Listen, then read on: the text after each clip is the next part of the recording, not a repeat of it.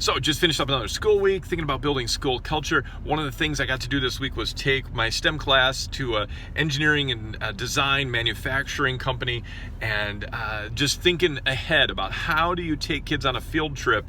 And I had never thought about this aspect before, but I learned it when I read Ron Clark's 55 Essentials for making a great classroom. And he talked about in that book about how to prepare your students before you go on a field trip. And so I really talked through with my kids, hey, I don't want you to just be a great field trip.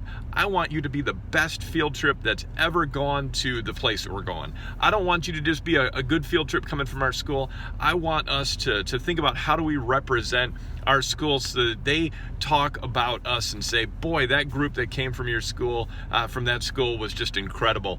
But just talking through the different types of situations ahead of time was so valuable. The kids had a great time. They loved it. They asked great questions because they had thought about some questions ahead of time as well. But just how to handle the different situations, it makes a big difference in the school culture that you create when you talk about some of those situations ahead of time and help prepare kids. I tried it. It worked great. I'd highly encourage you to do that as well.